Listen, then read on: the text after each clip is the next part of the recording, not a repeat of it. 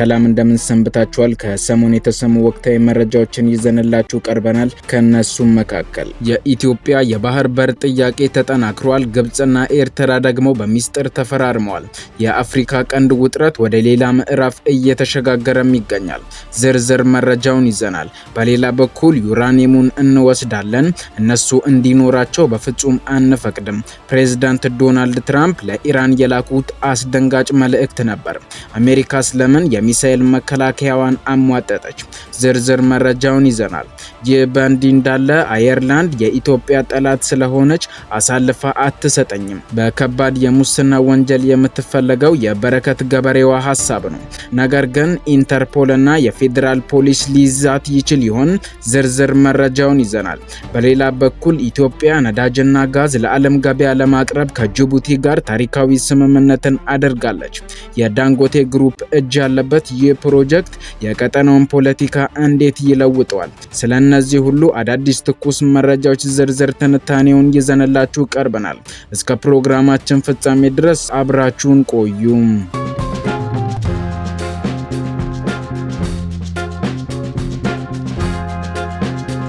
በቅድሚያም በአሁኑ ወቅት በአፍሪካ ቀንድና በቀይ ባህር ቀጠና ላይ እየተካሄደ ያለው ዲፕሎማሲያዊና ፖለቲካዊ ፉክክር እጅግ እየረቀቀና አሳሳቢ ምዕራፍ ላይ ደርሷል። በቅርቡ የአስመራና የካይሮ ግንኙነት አዲስ መልክን ይዞም ብቅ ብሏል። የግብፁ የውጭ ጉዳይ ሚኒስተር ባድር አብደላቲና የትራንስፖርት ሚኒስተሩም ካሜል አልዋዚር በኤርትራ መዲና አስመራ ተገኝተው ከፕሬዝዳንት ኢሳያስ አፈወርቂ ጋር በጣም ረጅም ውይይት ካደረጉ በኋላ የባህር ትራንስፖርት ላይ ስምምነት ተፈራርመዋል። ይህ ስምምነት በውጫዊ ገጽታው የሁለቱን ሀገራት ወደቦች የሚያገናኝ የጭነት መርከብ መስመር ለመክፈት ያለመ ቢሆንም ከጀርባው ያለው መልእክት ግን እጅግ ከበድ ያለ ፖለቲካዊ አንድምታም አለው። በስምምነቱ ላይ ሁለቱም መንግስታት በግልጽ እንዳስገነዘቡት የቀይ ባህር አስተዳደርና ደህንነት ጉዳይ ውሃውን ለሚያዋስኑ የባህር ዳርቻ ሀገራት ብቻ እየተተወ ሊሆን እንደሚገባ በማሳሰብ የሌሎች ቀጠናዊ ተዋናያንን ተሳትፎ ሙሉ በሙሉ ውድቅ አድርጓል።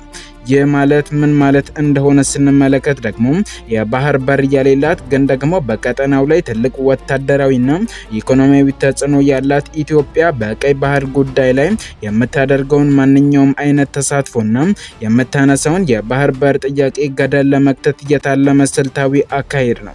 የግብፁ የውጭ ጉዳይ ሚኒስተር በጉብኝታቸው ወቅት ሀገራቸው የኤርትራን ሉዓላዊነትና የግዛት አንድነት ሙሉ በሙሉ እንደምትደግፍ ገልጸው የአፍሪካ ቀንድ የግብፅ ደህንነት አካል መሆኑንም አጽንኦት ሰጥተውበታል። ካይሮ ይህንን ስትል የአጋጣሚ ነገር አይደለም። ግብፅ በታሪኳ ሁሉ የአባይን ወንዝ ምንጭ ለመቆጣጠርና በኢትዮጵያ ላይ ዲፕሎማሲያዊ ጫና ለመፍጠር ከኢትዮጵያ ጋር አዋሳኝና ውስብስብ ግንኙነት ያላቸውን ሀገራት እንደ ስልታዊ አጋር ስትጠቀምም ቆይታለች። አሁን ደግሞ በባቡር መስመር በወደብና በባህር ትራንስፖርት ያላትን የዳበረ ልምድ ለኤርትራ በማካፈል የኢኮኖሚ ትስስራቸውን ለማስፋት የገባችው ቃል ይሄንኑ የከበባ ፖለቲካ ለማጠናከር እንደሆነም ይነገራል። ነገር ግን ኢትዮጵያ ይህንን የካይሮ አስመራን ስምምነት በዝምታ አልተመለከተችውም። ስምምነቱ በተፈራረመ በጥቂት ቀናት ውስጥ የኢትዮጵያ የውጭ ጉዳይ ሚኒስተር ቃል አቀባይ በአዲስ አበባ በሰጡት መግለጫ ኢትዮጵያ የባህር በር ለማግኘት የምታደርገውን ሰላማዊና ዘላቂ ጥረት አጠናክራ እንደምትቀጥልም በይፋ አስታውቀዋል። ይህ በቀይ ባህር ዙሪያ እየተሰራ ያለው ዲፕሎማሲያዊ ድራማ ወደፊት ምን አይነት መልክ ይይዝ ይሆን? ይህ የሁላችንም ጥያቄ ነው። ይህ በእንዲህ እንዳለ አሁን ደግሞ ወደ ሌላኛው ትልቅና ስትራቴጂካዊ የኢኮኖሚ ዜና እንለፍ። ኢትዮጵያ በቀጠናው ያላትን የኢኮኖሚና የጂኦፖለቲካዊ ተጽዕኖ በእጅጉ ከፍ የሚያደርግ የ10 ቢሊዮን ዶላር ግዙፍ ፕሮጀክት ይፋ አድርጋለች።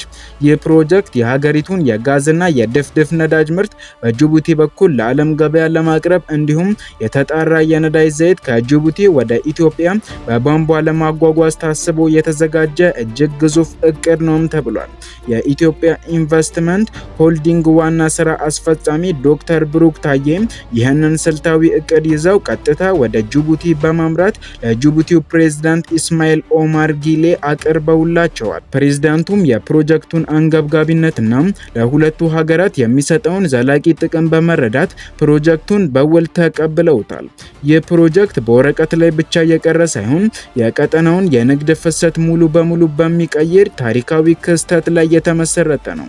ይህ ግዙፍ ስራ በሁለቱ ዋና ምዕራፎች ተከፍሎ የሚከናወን ሲሆን የመጀመሪያው ምዕራፍ ከጅቡቲ ወደብ ተነስቶ እስከ ኢትዮጵያ ድንበር ደወሌ ድረስ የሚዘጋ የ113 ኪሎ ሜትር የተጣራ ነዳጅ ማስተላለፊያ መስመር መዘርጋት ነው። ይህም ኢትዮጵያ ለትራንስፖርትና ለኢንዱስትሪ የምትጠቀመውን ነዳጅ በከፍተኛ ፍጥነትና በቅናሽ ዋጋ እንድታገኝ ያደርጋታል።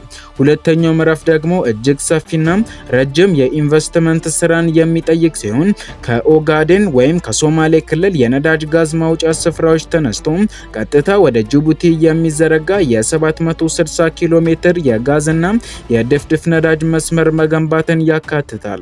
ይህ ስትራቴጂካዊ ፕሮጀክት በኢትዮጵያና በጅቡቲ መካከል ያለውን የዘመናት ወንድማማችነት ትስስር ወደ ላቀ የኢኮኖሚ ከፍታ የሚያሸጋግር ሲሆን በተለይም በታዋቂው የዳንጎቴ ኢንቨስትመንት ግሩፕ መካከል ያለውን የኢኮኖሚ ትብብር እንደሚያጠናክረውም ይጠበቃል። ኢትዮጵያ በሀገር ውስጥ የምታመርተውን የተፈጥሮ ጋዝና ድፍድፍ ነዳጅ ወደ ዓለም ገበያ በማውጣት የውጭ ምንዛሬ የምታገኝበት፣ በሌላ በኩል ደግሞ የሀገሪቱን የነዳጅ ፍላጎት በቧንቧ መስመር የምታረጋግጥበት ይህ ፕሮጀክት በቀይ ባህር ላይ ለሚደረገው የባህር በር ፍልሚያ ትልቅ የኢኮኖሚ መተንፈሻና ስልታዊ ምላሽ ነውም ተብሎ በብዙዎች ዘንድ እየተወደሰም ይገኛል። ይህ በእንዲህ እንዳለ አሁን ደግሞ ከቀጠናው ፖለቲካ ወጣ ብለን ወደ ማህበራዊ ሚዲያና ወደ ህግ ማስከበር ጉዳዮች ስናመራ ደግሞ ሌላ እጅግ አነጋጋሪ ክስተት እናስተናግዳለን። በማህበራዊ ሚዲያ ፕላትፎርሞች ላይ በረከት ገበሬዋ በሚል ስም የምትታወቀው በረከት ወርቁ አደራ በከባድ የሙስና ወንጀል ተጠርጥራ የፌዴራል ፖሊስ በአስቸኳይ ፈልጎ ይዞ እንዲያቀርባት የፌዴራል ከፍተኛ ፍርድ ቤት ጥብቅ ትዕዛዝ አውጥቶባታል። የፌዴራል ከፍተኛ ፍርድ ቤት አንደኛ የሙስና ወንጀል ችሎት ባወጣው ችሎት በከባድ የሙስና ወንጀል የተከሰሱ 10 ግለሰቦች የክስ መዝገብ በዝርዝር ተመልክቷል። ፍርድ ቤቱ ቀደም ብለው በቁጥጥር ስር የዋሉትን 6 ተከሳሾች የክስ መቃወሚያ መርምሮ ብይን ለመስጠት ለሰኔ 1 ቀን ተለዋጭ ቀጠሮ የሰጠ ሲሆን በመዝገቡ ላይ ከ6ኛ እስከ 10ኛ ተራ ቁጥር ላይ የተጠቀሱትና እስካሁን በቁጥጥር ስር ያልዋሉት ተከሳሾች በረከት ወርቁን ጨምሮ የፌዴራል ፖሊስ በአስቸኳይ ፈልጎም ለሰኔ 1 ቀን ለችሎቱ እንዲያቀርብ ጥብቅ ትዕዛዝ ተላልፏል።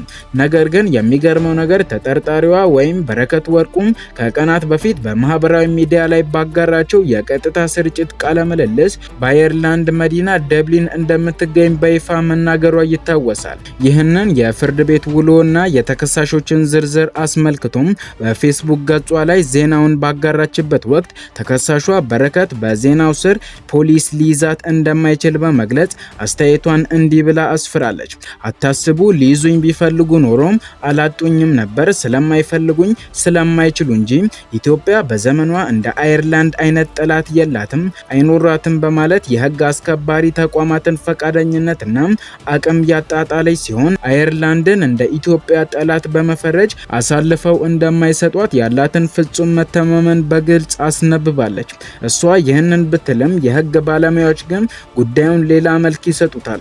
የህግ ባለሙያዎች እንደሚሉት ከሆነ የፌዴራል ፖሊስ ከአየርላንድ መንግስትና ከዓለም አቀፍ የፖሊስ ድርጅት ኢንተርፖል ጋር በመተባበር ተጠርጣሪዋን በቁጥጥር ስር አውሎ ወደ ሀገር ውስጥ የማምጣት ሰፊ የህግ ማዕቀፍ አለው። ዲፕሎማሲያዊ መቃቃሮችን እንደ ሽፋን በመጠቀም ከከባድ የሙስናና የማጭበርበር ወንጀል ተጠያቂነት ማምለጥ በዓለም አቀፍ ህግ ዘንድ የማይሰራ መሆኑን ባለሙያዎቹም ያብራራሉ። የህግ ክንድ ግን እስከ ደብሊን ተዘርግቶ ለሰኔ 1 ችሎት ያቀርባት እንደሆነ ሁላችንም የምንመለከተው ጉዳይ ይሆናል። ይህ በእንዲህ እንዳለ በመጨረሻም ወደ ዓለም አቀፍ መድረክና ወደ ታላላቅ ሀያላን ሀገራት ፍጥጫ እንሻገር። በዋሽንግተንና በቴህራን መካከል ያለው ውጥረት አሁን ላይ ወደ ከረረና ወደ አስፈሪ ምዕራፍ ተሸጋግሯል። የአሜሪካው የውጭ ጉዳይ ሚኒስተር ማርኮ ሩቢዮም ኢራን በዓለም ላይ እጅግ ወሳኝ በሆነው የሆርሙዝ ሰርጥ ላይ በሚተላለፉ መርከቦች ላይ የክፍያ ስርዓትን ለመዘርጋት የምታደርገውን ጥረት ተቀባይነት የለውም ሲሉ በከፍተኛ ሁኔታ አጣጥለዋል። ኢራን ወሳኝ በሆነው የሆርሙዝ ወሽመጥ ላይ ያላትን ቁጥጥር ለማጠናከር ባላት ዓላማ መሰረት የመተላለፊያ አካባቢውን ሰፊ ቦታ በይዞታዋ ስር የሚገባ ካርታ በማውጣት የወታደራዊ ቁጥጥሯ ክልል መሆኑን ማሳወቋም ዋሽንግተንን በእጅጉ አስቆጥቷል። ውድ ተመልካቾቻችን ለዛሬ ያዘጋጀንላችሁ ፕሮግራም ይህንን ይመስል ነበር። በየጊዜው እንደዚህ አይነት ወቅታዊና ፈጣን መረጃዎች እንዲደርሷችሁ ቻናላችንን ሰብስክራይብ እንዲሁም ይህንን ቪዲዮ ላይክ ማድረግ አትዘንጉ እያለን መልካም ጊዜ ይሁንላችሁ።